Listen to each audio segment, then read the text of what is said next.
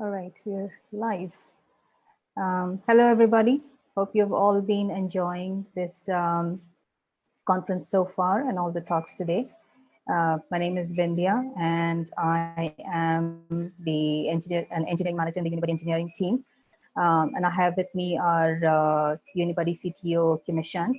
And over the next hour, we are going to take a look at how technology can become an integral part of the higher education landscape, and also take a look at behind the scenes how the engineering team builds the technology that becomes a ubiquitous part of our lives today. I'm going to share my screen so you can see the slides, and over to you, Kimeshan. Fantastic. Thank you, Vindhya. Hi, everyone. Good morning, good evening, wherever you are in the world. So really excited to talk about the future of tech and the future of tech in higher education, more specifically. So just go to the next slide. Sorry, the slides just, okay, there you go. Yeah, that's good. So yeah, two parts of the workshop today. The first one is about the future of technology in higher education. And this is something personally I'm very passionate about. So you can remain on the previous slide, Vindhya. So tech and education is something that personally is very passionate to me.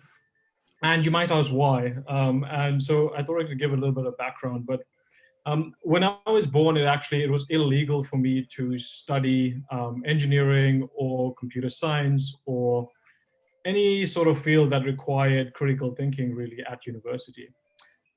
It was May 1991, and apartheid laws were still active in South Africa. So it was only a few months after that they started to repeal apartheid laws, and anyone of any race could study what they wanted to in the country. So I consider it one of the luckiest things in my life to be born in a period where I could study anything I wanted to. But even then, 13 years later, I was really interested in computers and learning how to code, but I didn't have the infrastructure or access to the people and mentors who could guide me and help me to do this. And I turned to technology. At the time, the internet was still very primitive, but I found a Python ebook and started to teach myself how to code on an old Pentium 2 computer. So I've personally seen or personally experienced how technology can help at least make education more accessible to many people. And I'm very optimistic about how we can use technology to solve problems in higher education. And this brings us naturally to the next question, and turning more specifically to higher education. There are clearly a lot of problems that we haven't solved yet. And this is a workshop, so I'd like to open up the chat and get some perspectives here, but I'd like, we want to think about this question of what problems has technology not solved, but perhaps even created in higher education. So I'm sure people have a lot of opinions here, and I'm looking forward to seeing what we post in the chat. So I'll just give a few seconds. Feel free to post anything that comes to mind.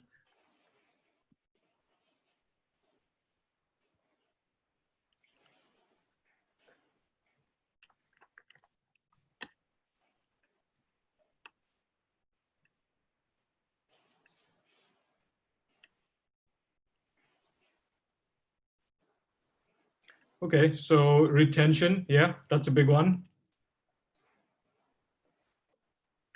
Integration of systems, yes, we all know how many systems they are and how they don't talk to each other very well. Anything else? Student satisfaction, yeah, again related to retention, right? So clearly still a lot of problems, and I think the one that's a lot of people are talking about and that we can focus a bit more on is the problem of dropouts and retention. So you can go to the next slide. Yeah. So the next question to pose is, what do we think? Is technology improving dropouts? So we know dropouts is a problem, right? You can see the stats there. 30% of students drop out after the first year in the US. So that's nearly a third. It's a really big problem. In the UK, it's better, but it's still around 10%. So 1 in every 10 students will drop out and won't complete their degree and get an education. So I'm interested if anyone could guess what this looks like when you move degrees online. So when you actually administer degrees and courses through technology in a remote online learning environment. What percentage do we think that dropouts go to? So again, post in the chat, and I'll wait for them to come through for a few seconds.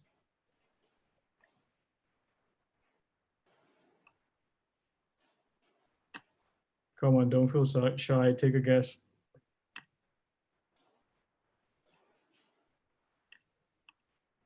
%.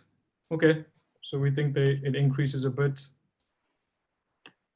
Okay, a couple of people actually thinks it reduces 15%, 10%, 20%, 10%. So it's actually, the number here is going to shock you, but 90% of students who start courses online or degrees online drops out. And it's not really surprising, because how many of you have started an online course and didn't complete it?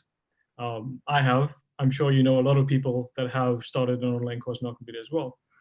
So for MOOCs, and especially large online public courses, the dropout rate is really high. In fact, only 1 in 10 students actually go on to complete a course. This does get a little bit better. The smaller and more private a course is, the less or the better the dropout rate. So it gets to about 70 or 80%. The best dropout rate achieved is Harvard Business School's online degree program, where they achieved a 15% dropout rate. And that sounds pretty good, but again, it's actually 50% worse than the dropout rate in the UK, so still not great. And yeah, that's an interesting comment there. Does it make a cost difference if you drop out? So there is a lot of factors to it. So I guess, and this brings you actually to the next question, is why do we think that the dropout rate is so high for online courses? So again, take a few seconds, think about it, and post into the chat. So less engaging, sure, okay. Anything else? Because it's a huge difference. We're going from like 10%, 30% to like at least double or actually triple that amount of dropout. So what changes when you're learning online that the dropout rate is so bad? Okay, we've got a few reasons here. So lack of engagement, wrong choice of course, easy to sign up on a whim, distractions at home, no accountability, easy not to show up. I like that one. Less accountability, not so ideal environment, lack of social pressure. That's a great way to put it. So lack of positive peer pressure in a way. Lack of self-motivation. Yeah, motivation's a big one. So I think everyone's kind of covered it, but the two significant reasons that we can focus on is, one, it's motivation. Motivation is at the heart of everything. And when you're on a campus, you're studying with your friends, you're talking about the course, you have that positive peer pressure, and you're trying to get through the course and learn together. So you have that motivation, you have that peer support, you have your friend group, and you have a social structure around you and support structures around you. The second part of it is that when you move learning online, all of a sudden it's much more hidden or less transparent when a student is stuck or when they're struggling. Usually it's because there's less communication, there's just less visibility. And often you'll find when someone takes up learning online or picks up a course online, they would get stuck at a certain point for a number of reasons, but nothing is kind of then done after that. There isn't a manual intervention per se. So we know that the current learning structure online is problematic, right? And how do we fix this? So let's look a bit closer into what the current learning structure is. It's basically a lot of students that are learning alone, usually in isolation online. So what happens is you sit down in front of your computer, you're watching videos or you're consuming content alone. So there's low collaboration. There's poor peer support, which we just discussed. There's low knowledge sharing. Peers aren't really sharing knowledge, discussing things, bouncing off ideas from each other. And there's a low exposure to thoughts of your peers and getting that diversity of thought. You also don't see the different ways of learning that others might be using because you're just sitting at home and you're trying to work on it yourself. So this is a very isolated structure that goes against peer-to-peer. And we know that peer-to-peer is really powerful and it really increases engagement. So how can we fix this? And to fix this, we propose a new structure. And this is what could be the learning environment of the future. And it's the kind of antithesis to the previous structure where all of a sudden now you have these learning pods made up of about 5 or 6 students that are highly collaborative. It's a small study group kind of feel. There's knowledge sharing and mentoring between peers. And there's an exposure to a greater diversity of thought and to different ways of learning. And this learning structure would actually leverage the power of peer-to-peer and exploits it even. So how would it look like?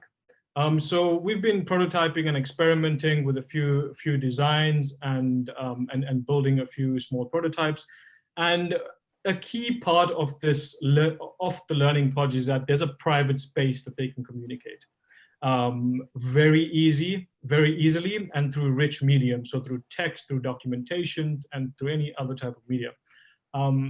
Something else that we could do is generate these learning pods automatically. And you could optimize your pods to increase the level of diversity or to increase the diversity of ability or any other aspect in these pods. Now, when you think about it in this way, collaboration as peers and learning together, it opens up a fresh take on a lot of things. For example, note-taking. Usually students sit down on their own taking notes and everyone's kind of probably taking similar notes, but you don't get to benefit from that. So all of a sudden now you can also learn from the notes of your peers. Maybe they've interpreted something in a different way or found a better way to summarize it or explain it. It also opens up things like you can crowdsource learning and benefit from it, but from seeing what's the most highlighted part of a text, for example. Maybe 80% of your peers have highlighted a certain part of a text and it's something important that you might have missed and you should know about it. So with learning in this way, we go from very isolated learning to very collaborative learning.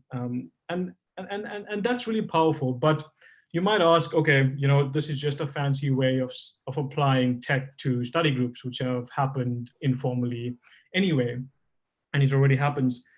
But this is the key point. There's a huge advantage in formalizing that and creating a space using a purpose-built tool for pods to communicate. And that's that we can track the performance of pods and a concept of pod health. But before we go into this, just want to take a step back, and we can apply a law known as Conway's law, and that's used quite a lot in tech organizations. And what it basically says is that the design of a system that you'll end up with would actually look pretty much like the communication structure of the team that designed it. So I guess a trivial example of this is if you were designing a skyscraper and you had team A design the bottom half of it and team B design the top half of it. Assuming these two teams are separate locations and not really communicating with each other, you would get two very different designs, and it just didn't work, which is why you don't design large projects in this way, or especially a skyscraper in this way. So applying this to pods, what we can expect is that the results that you see in a learning pod will really correlate to the communication that's happening in that pod. And what this leads us to is the importance of quantifying pod communication. Next slide. So basically, the power is not the informal study groups or the pod itself, but it's being able to track the health of a pod. And this is where we propose 3 key metrics. So one, and the most critical one related to Conway's law, is we need to know what communication is going on inside a pod. So key metrics there would be number of messages sent inside a pod communication channel, number of video minutes that students inside the learning pod are interacting with each other, low levels of communication, usually with meaning engagement issues. For example, if a student hasn't posted a message in their pod channel for a few weeks, it probably means they're disengaged or they're stopped doing the course or something has happened. And you can then take action on that. The relevant person can then intervene. And then two more traditional health metrics would be looking at the progress percentage of each pod and each individual inside that pod, looking at the average progress of the pod and completion stages, as well as the average scores of that pod. And again, we can look at outliers here. We can look at pods with lower scores or lower completion rates, and that could indicate that students are stuck there or the pod is dysfunctioning and not really working together, and we can intervene. So pod health and creating learning pods are two really critical ways that we can actually make a huge dent on solving these problems that we identified. So you go from poor motivation and no positive peer pressure to a highly collaborative and peer-driven learning environment with these learning pods and tracking pod health. And tracking pod health allows us to solve the second issue, which is not recognizing when a student is stuck. So by tracking our pod metrics, we immediately can identify when there's a problem with a student or multiple students in a pod. We can go next slide. So pod health is great, but what about more real-time data? So we know that video is becoming bigger and bigger. More and more learning, more and more teaching is happening over video, especially during the pandemic. And it was increasing anyway, even before the pandemic. So whether it's lectures or tutoring or group sessions. But what is severely underused right now is the data and the real-time analytics that we can get from video. And we can use this to better serve students, to better engage them, and to improve those dropout rates that we talked about. So we've been experimenting with some tech and building a prototype, and this is one of the types of real-time data that we can get from video. So it's basically sentiment analysis where we can detect facial expressions in a video to see how engaged students are. So this is a fun video that we recorded. So you can see there, if I smiled, it says I'm happy. That's me looking very, very sad. So you can see the facial expressions are highly exaggerated, but the point is that we can use sentiment analysis to detect thousands of micro expressions over hundreds of students that are watching a video lecture, for example. And what we can do is put the data together and come up with an engagement score. So what percentage of students were engaged during a lecture or a group session or even a one-to-one mentoring session. And you could use that real-time feedback to adjust sessions as they're going. If you see a large percentage of this course is disengaged and not really interacting, asking questions, maintaining eye contact, etc. And we can use it to adjust real time or to adjust the course as it goes and to adjust for the next lecture and the next session.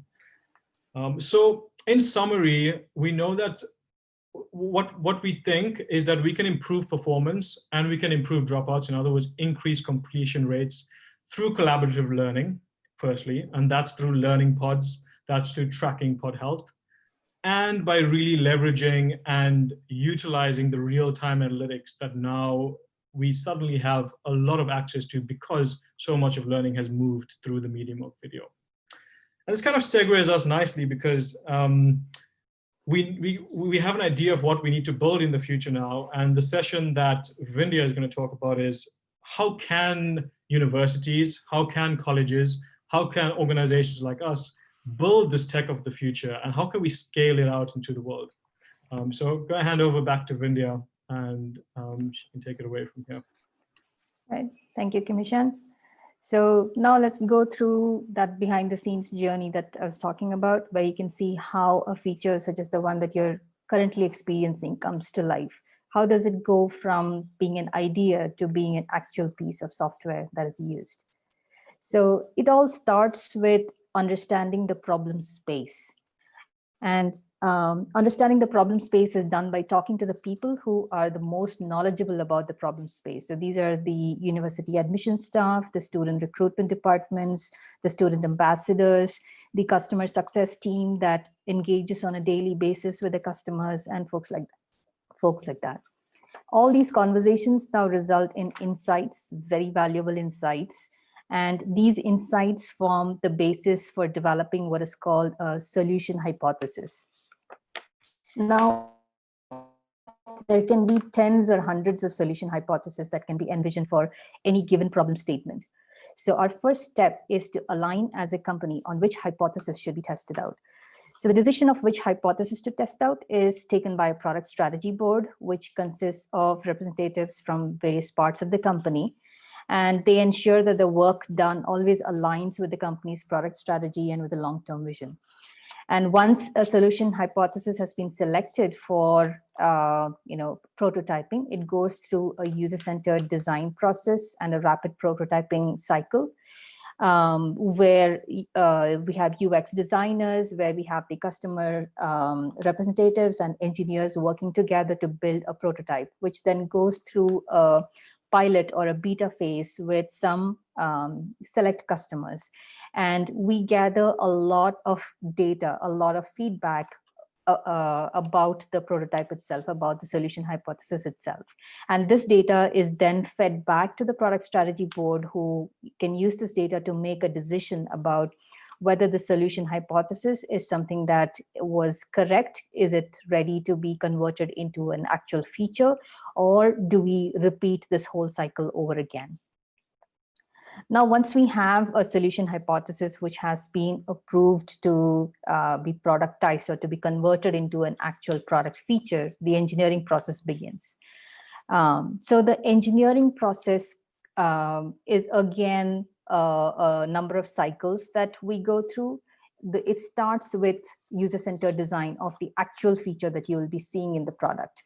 And once we have the design, then the feature development starts with engineers writing the code, which actually converts the designs into working software. The code then goes through a very rigorous process of quality checks, which include code review, which looks at the structure of the code. Is it built in a way that will be robust, that will scale, that will be reliable and secure?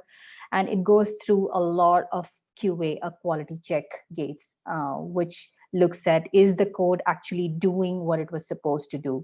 And this cycle continues until everybody that's part of this process is happy and decides that, okay, this code is now ready to be made available for the world.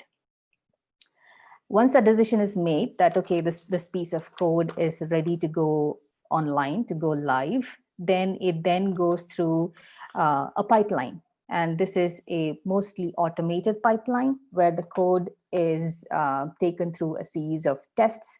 The significant percentage of the tests are usually automated tests, but then there's also some percentage of manual tests, which are done to ensure that again, that the feature that is being built works as expected, as designed. The code is robust. There are no existing features that we have inadvertently broken.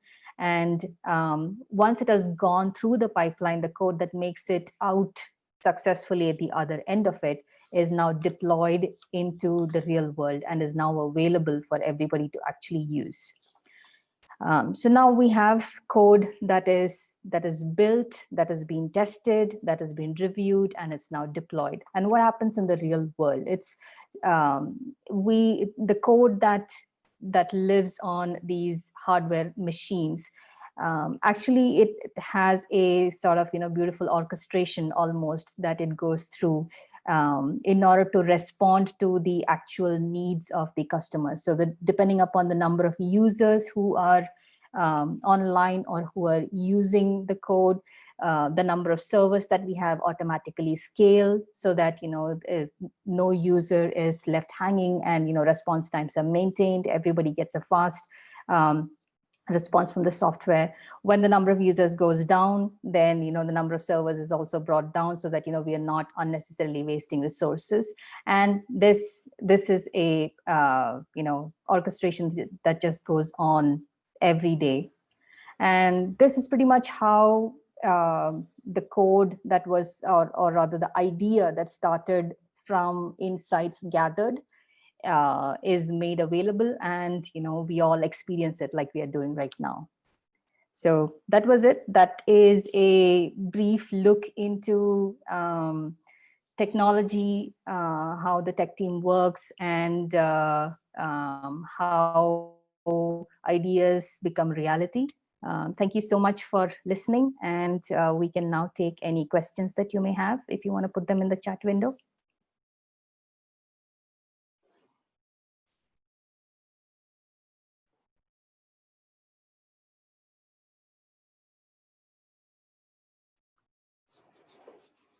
I think there's a question for you, Kimeshan, which says, imagine the lecturer who finds out that he delivers low engagement courses. Do we think academics are ready for this type of criticism? Yeah, it's a great question. I think there's a couple of responses there from Sam and Brittany as well. But we definitely would have to deliver the feedback in a way that everyone is comfortable with. It depends very much about the culture in that university as well, and the culture of giving feedback, for example. But yeah, the way it's done is really important there.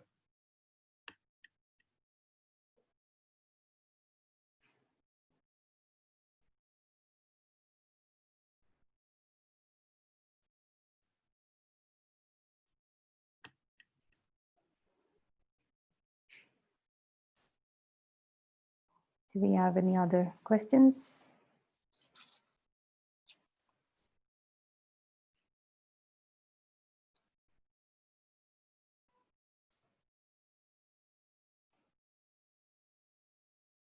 So Kimeshan and I will also be in the speakers lounge if there's any questions that you can think of later on and want answered. Yeah, sounds good. Also, if anyone's interested in collaborating or working together to explore and experiment with some of the tech that we demoed or proposed, yeah, we're happy to have a chat. So meet us in the speaker lounge. Thank you.